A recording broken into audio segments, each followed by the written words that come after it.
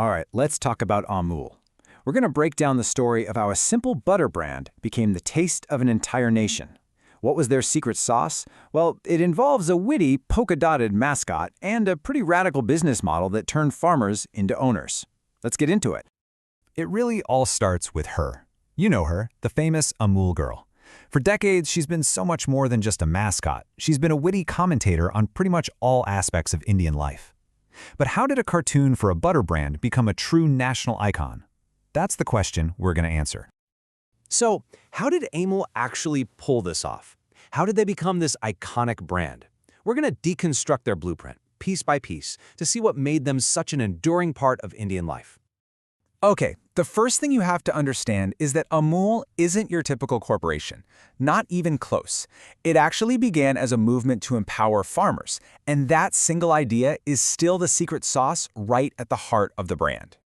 This whole farmer-first idea directly led to the absolute core of the brand's identity. So, how did Amul take this foundation and leverage it to become the taste of India?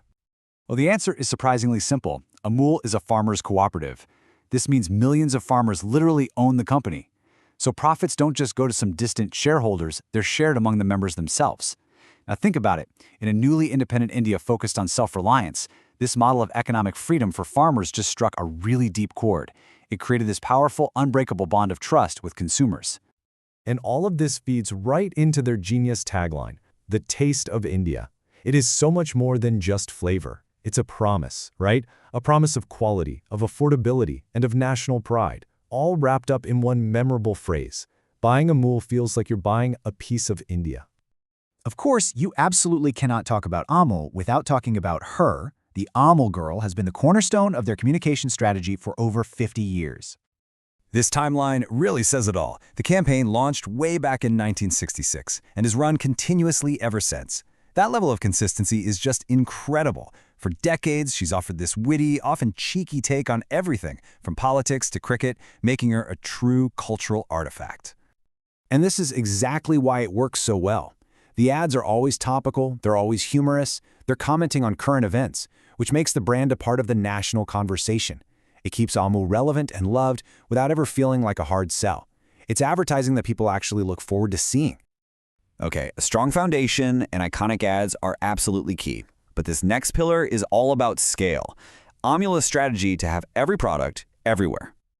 While they started with butter, Amul strategically expanded into a massive dairy portfolio. We're talking milk, cheese, ice cream, yogurt, you name it. This diversification creates so many touch points with consumers every single day, and they leverage that immense trust they built with their core products across the entire range. And they make sure those products are always available. Just look at that number, over 3 million retail outlets. This vast distribution network ensures that whether you're in a bustling city or a remote rural village, Amul is going to be on the shelf.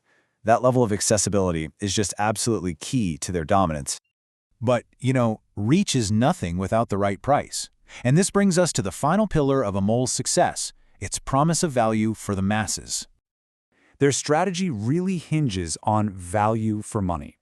As a cooperative, Amul can keep prices super competitive while making sure its farmers are paid fairly. This powerful balance of affordability and quality has built unshakable trust across all of India, making it a brand for everyone. So that's the blueprint. An ethical model, iconic ads, a huge product range, and great value. But the big question is, can this legacy survive in the modern era? And the answer is, remarkably well. Amul has seamlessly adapted to the digital age. The Amul girl is now just as quick with the witty take on Twitter or Instagram as she ever was on billboards, sometimes commenting on trending topics within hours.